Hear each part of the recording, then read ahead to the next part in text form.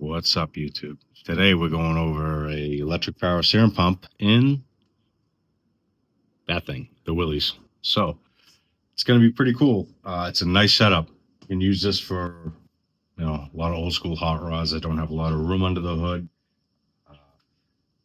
It makes it really nice to steer.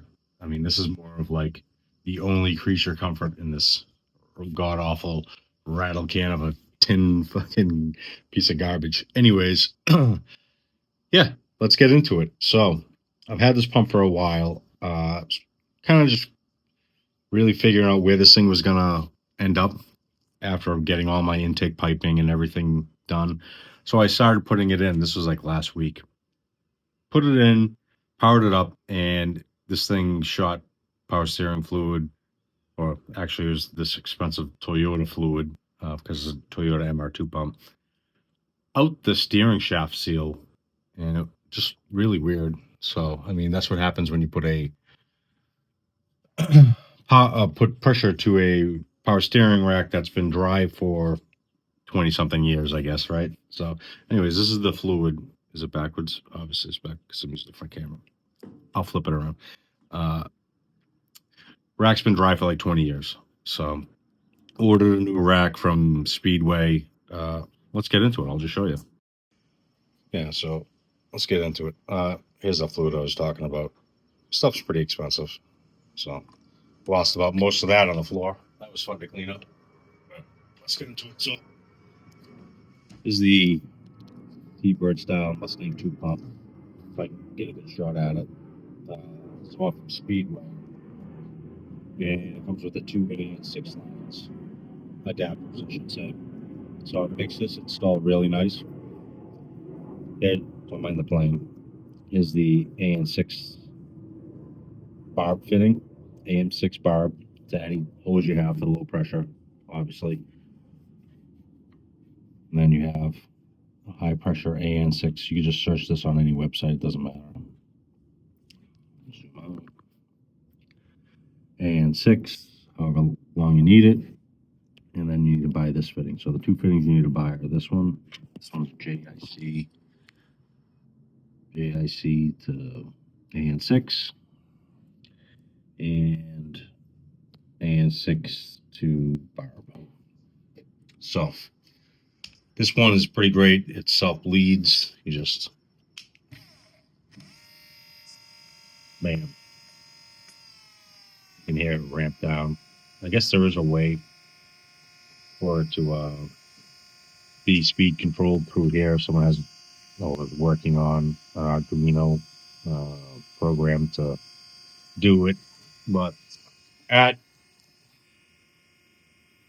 idle pressure, I guess idling like this, it's kind of right for this Mustang 2 rack. You can hear it kind of drive up too with the demand. Ready?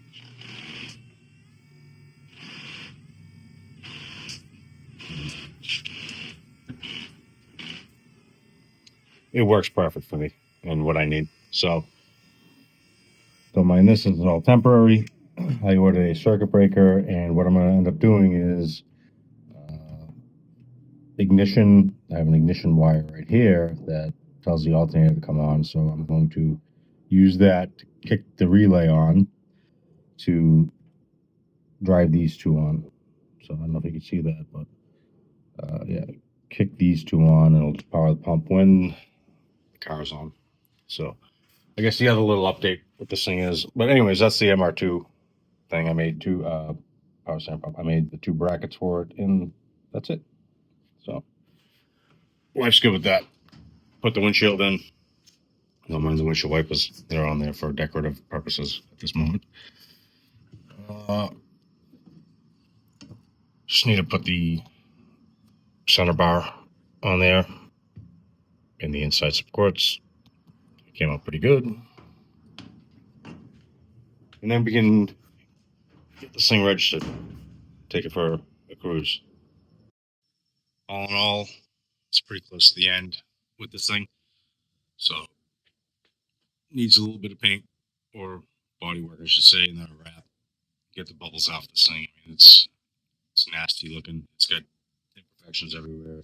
It was never made. This thing's definitely not a show car, right? So all I care about is mechanically, it's pretty good.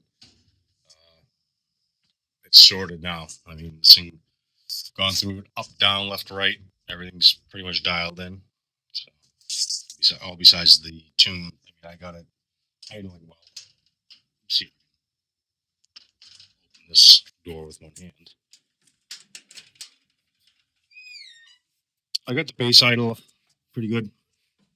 I mean, as most people know, it's tough with E85. Takes a lot of fuel and sorry about that. Takes a lot of fuel and a lot of patience to get this thing dialed in to get it to start on a cold start. So yeah, it's totally cold right now.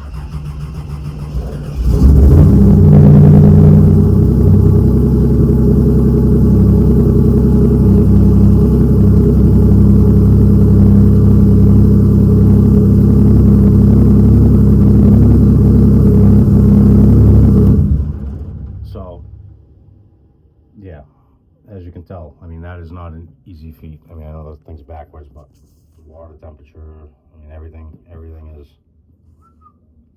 zeroed out. But yeah, it's got a good enough tune in it from what I did just to drive this thing around. I wouldn't take it to the track with that because I would be buying a motor. So there's a couple guys locally, I guess.